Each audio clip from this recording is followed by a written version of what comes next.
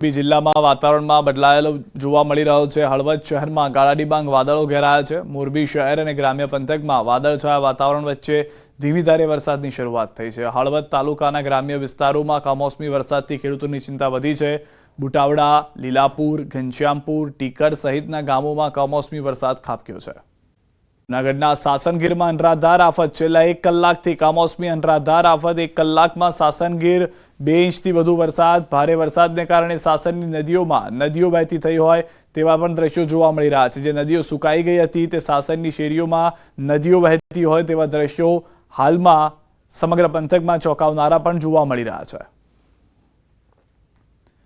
તો ગીર સોમનાથ જિલ્લામાં ભારે કમોસમી વરસાદ। કોડીનાર, તાલાળામાં તેજ પવન સાથે કમોસમી વરસાદ ખાબક્યો છે। ભારે પવન સાથે ખાબક્યો છે આ વરસાદ। આસપાસના ગ્રામ્ય વિસ્તારોમાં પણ વરસાદ। તાલાલા, ધાવા, સુરવા, આંકોલવાડી, માધુપુર, જાંબુર, જશાધાર સહિતના વિસ્તારોમાં વરસાદ। કોડીનાર શહેર અને નજીકના ગ્રામ્યમાં પણ તેજ પવન સાથે વરસાદ વરસી રહ્યો છે।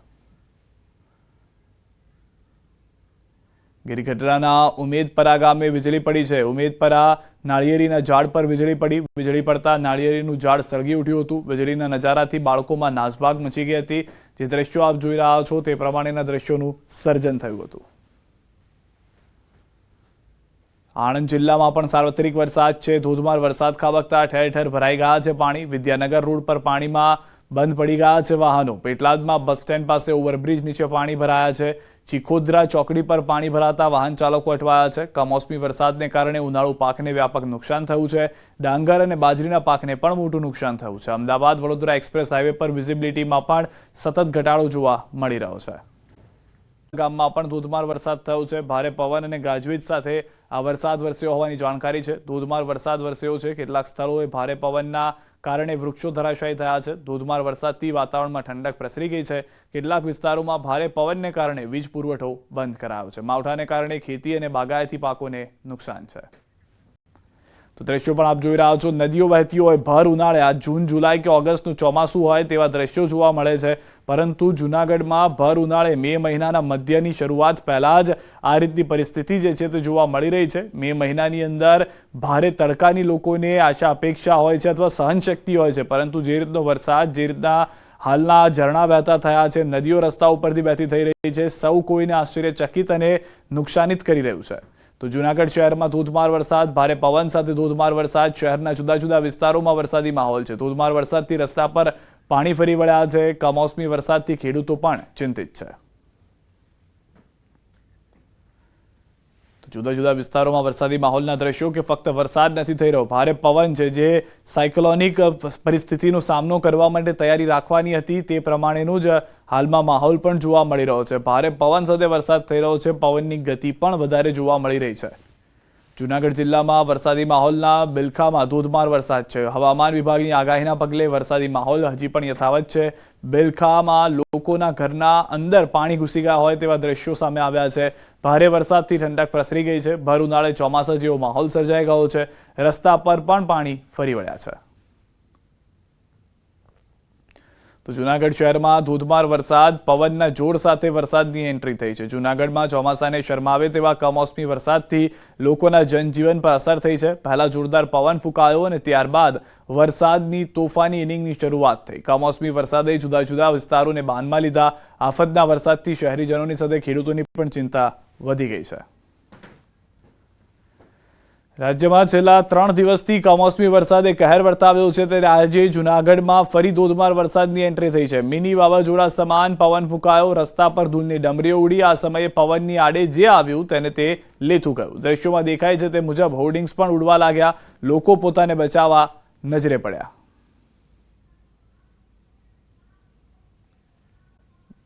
ગીરમાં સતત બીજા દિવસે માવઠાનું માઠું સ્વરૂપ જોવા મળ્યું છે। ગાજવીજ સાથે ધમાકેદાર વરસાદ થયો છે। ગીરગઢડાના ગીર જંગલ, નગડિયા, તોકડવા, જસાધાર, નીતલી, વડલી, ઉગલા, અબાળા સહિતના વિસ્તારમાં ધોધમાર વરસાદ થયો છે। જૂનાગઢ જિલ્લામાં વરસાદી માહોલ છે। વંથલી, ભેસાણ, વિસાવદર, બિલખા સહિતના ગ્રામ્ય પંથકમાં કમોસમી વરસાદ છે। તોફાની પવન સાથે ધોધમાર વરસાદ વરસી રહ્યો છે। તલ, બાજરો, જુવાર સહિતના પાકને વ્યાપક નુકસાની છે। કેરીના પાકને પણ વ્યાપક નુકસાન થયું છે। ભારે વરસાદના પગલે રસ્તા ઉપર ફરી વળ્યા છે પાણી। તો જૂનાગઢમાં ભર ઉનાળે જમાવટ થઈ ગઈ છે। જૂનાગઢ શહેર અને ગિરનાર પર્વત પર કમોસમી વરસાદની જમાવટ જોવા મળી રહી છે। છેલ્લા 2 કલાકમાં 2 ઇંચથી વધુ વરસાદ વરસી ગયો છે। આખો દિવસ ભારે ગરમીના બફારા બાદ અચાનક આફત વરસી છે। મોતીબાગ, કાળવા ચોક સહિતના નીચાણવાળા વિસ્તારોમાં નદીઓ વહેતી થઈ છે। તો હવામાન વિભાગની આગાહી, અપર એર સાયક્લોનિક સર્ક્યુલેશન સક્રિય, ભારે પવન, ગાજવીજ અને વરસાદની આગાહી। ભાવનગર, અમરેલી, અમદાવાદ, આણંદ, વલસાડ અને દાદરાનગર હવેલી સાથે દમણમાં હવે રેડ એલર્ટ છે। તો જામનગર, ગીર સોમનાથ, ખેડા, બરોડા, સુરત, તાપી, નવસારી, ડાંગમાં ભારે વરસાદની આગાહી છે। આગામી 5 દિવસ વરસાદી માહોલ યથાવત રહેશે।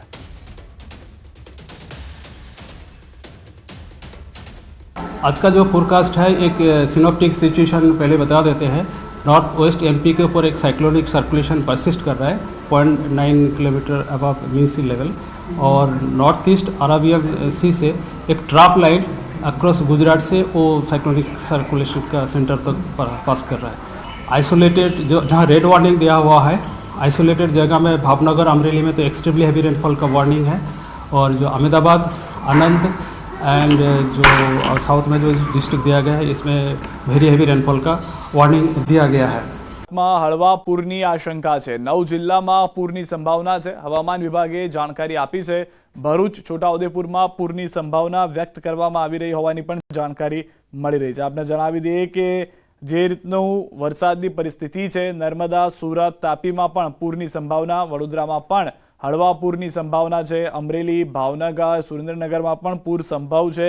ખાસ કરીને જે દક્ષિણના વિસ્તારો અને સૌરાષ્ટ્રના વિસ્તારો છે, ત્યાં આગળ આવી પરિસ્થિતિ જોવા મળી રહી હોવાની જાણકારી હાલમાં મળી રહી છે। અને જે તમામ વિસ્તારોની અંદર વરસાદ વરસી રહ્યો છે અથવા ભારે વરસાદ થયો છે, ત્યાં આગળ આ પરિસ્થિતિને ધ્યાનમાં રાખી અને જે આયોજન છે તે કરવામાં પણ આવી રહ્યું છે। પરંતુ બીજી તરફ એ વાત પણ સ્પષ્ટ થઈ રહી છે કે જે જગ્યાએ આ આયોજન કરવામાં આવ્યું હતું ત્યાં તો બનાસકાંઠા જિલ્લાના વિભાજનને મળી શકે છે મંજૂરી। ગાંધીનગરથી સૂત્રોના હવાલાથી મોટી ખબર। બનાસકાંઠા જિલ્લાના વિભાજનને મળી શકે છે મંજૂરી। કેબિનેટ બેઠકમાં મંજૂરી મળવાના સંકેત હાલમાં જાણવા મળી રહ્યું છે। તે પ્રમાણે જ બનાસકાંઠાના વિભાજનને લઈને રજૂઆતો થઈ હતી અને જે વાત હતી તેના મુદ્દા પર પણ ચર્ચા થઈ છે કેબિનેટમાં। ટૂંક સમયમાં વિભાજનને મંજૂરી મળે તેવા સંકેત મળી રહ્યા છે। કેબિનેટની આજની જે બેઠક મળી હતી તેમાં બનાસકાંઠા જિલ્લાને લઈને પણ ચર્ચા કરવામાં આવી હતી। તો સૂત્રોના હવાલાથી આ મોટા સમાચાર। ગાંધીનગરની અંદરની મળેલી બેઠકની અંદર આ નિર્ણય કરવામાં આવ્યો છે। ટૂંક સમયમાં સત્તાવાર જાહેરાત પણ સાંભળવામાં આવી શકે છે।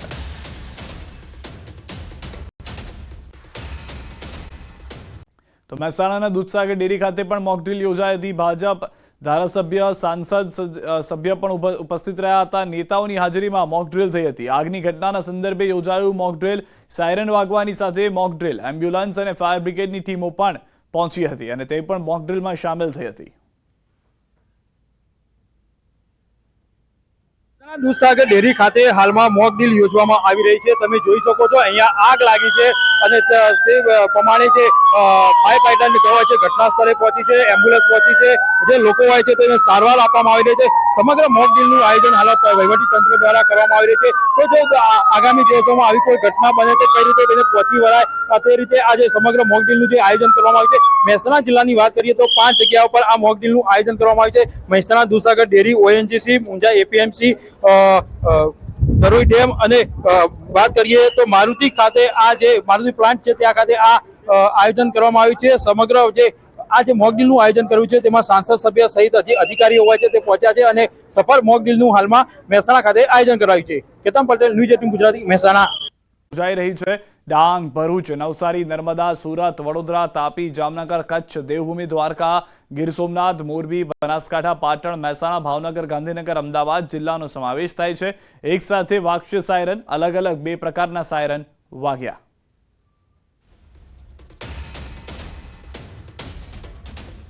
દ્રશ્યો આપ જોઈ રહ્યા છો કે મોક ડ્રીલ વખતની જે આખી કાર્યવાહી છે તે કઈ રીતે કરવામાં આવી છે।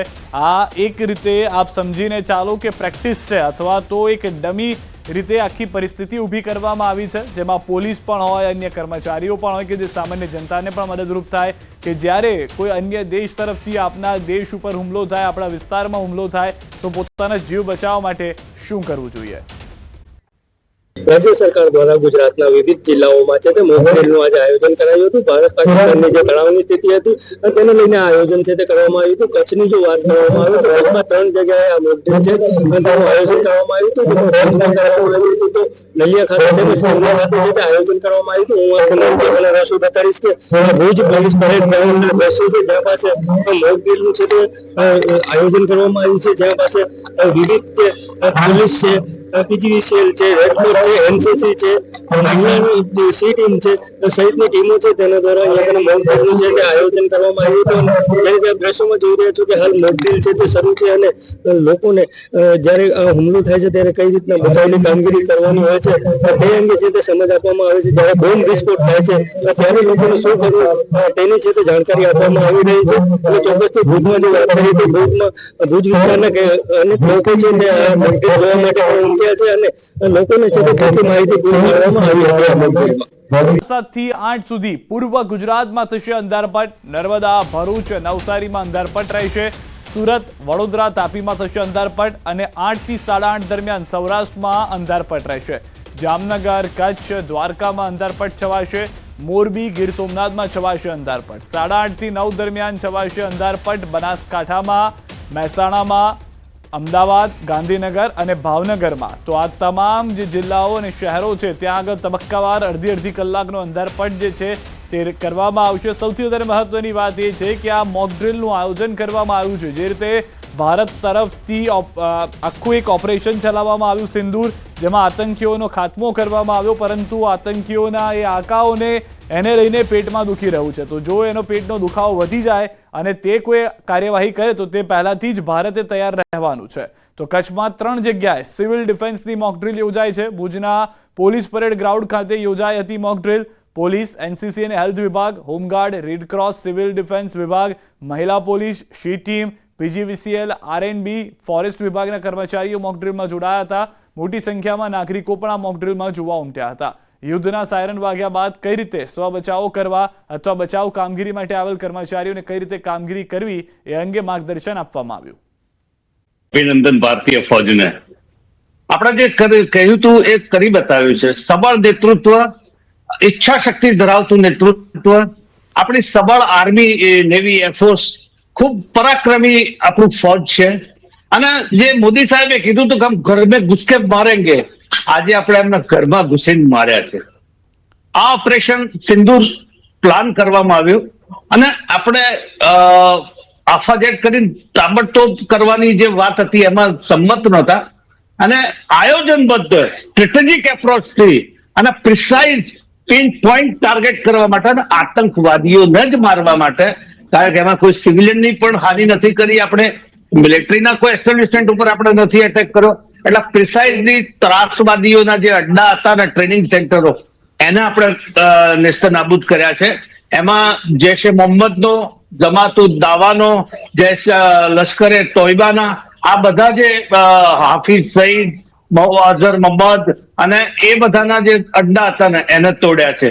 હવે એમાં ઘણા બધાનો ખાત્મો બોલાઈ ગયો છે. એનો જયારે રિપોર્ટ બહાર આવશે ત્યારે આપણને ખબર પડશે. ઘૂસીને અને કઈ રીતે આતંકવાદી ઠેકાણાઓને નેસ્તનાબૂદ કરવા માટે સૈન્ય જવાનોએ જે મહેનત કરી તેને લઈને પણ પ્રશંસા કરી. ગુજરાતની સુરક્ષાને લઈને કેબિનેટમાં ચર્ચા. ગુજરાતની સરહદો પર સતર્કતા રાખવા ચર્ચા. પાકિસ્તાનના બોર્ડર પરના વિસ્તારોમાં સતર્કતા વધારાશે. કોઈ પણ સ્થિતિને પહોંચી વળવા માટે ચર્ચા કરાશે. અનાજ, પાણી, દવાનો સ્ટોક રાખવા માટે આદેશ અપાયા છે. વૈકલ્પિક વ્યવસ્થા કરવાની પણ સૂચના અપાઈ છે. વૈકલ્પિક રહેઠાણ, દવાખાનાની સુવિધાઓને લઈને ચર્ચા. આ ઉપરાંત નરેન્દ્ર મોદી સ્ટેડિયમ સહિતના મહત્વના સ્થળો પર સુરક્ષા વધારવામાં આવશે. સુરક્ષા માટેના પગલાં લેવાશે. આ સિવાય યાત્રાધામોની આસપાસ સુરક્ષા વ્યવસ્થા સઘન કરવામાં આવશે.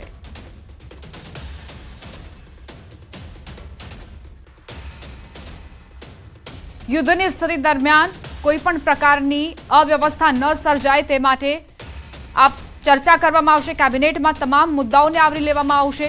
એ પછી કોઈ પણ મહત્વની જે જાણકારી છે તે ન રહી જાય, તે શેષ ન રહી જાય તે માટેના જ આ પ્રયાસો. અનાજ, પાણી, દવાનો સ્ટોક રાખવા માટે પણ ચર્ચા કરવામાં આવશે. રહેઠાણ, દવાખાનાની સુવિધાઓ પણ થઈ શકે, વૈકલ્પિક વ્યવસ્થા તેની માટે થઈ શકે તેને લઈને ચર્ચા કરાશે. डलहौसी के नजदीक उधर बॉर्डर पर बलकोट में बलकोट में रहते हैं। अभी आप कहाँ जा रहे हैं? भागने कहीं छपाएंगे किसी दीवार के नीचे अपने आप, और क्या जाएं। फायरिंग हुई आपके इलाके में? बहुत फायरिंग हो रही, बहुत रात को ऐसे ही रहे, हम खड़े रहे।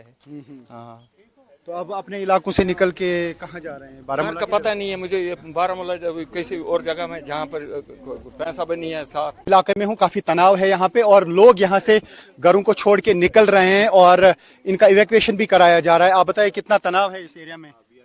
बहुत ज्यादा तनाव, कितनी फायरिंग हुई कल से? बहुत ज्यादा हुई। अब आप कहाँ जा रहे हैं? हम बारामूला की तरफ जा रहे हैं। बारामूला की तरफ बच्चे लेके सारे? जी जी। तो ये आप देख सकते हैं कि ये लोग जो हैं यहाँ से बाहर जा रहे हैं। आप बताइए कितनी फायरिंग हुई और आप कहाँ जा रहे हैं? आप जी बारामूला जा रहे हैं। तो यहाँ आपको बहुत खतरा लग ज्यादा- रहा है? जी जी, रात के 2 बजे से तकरीबन 2 बजे के बाद फायरिंग शुरू होगी।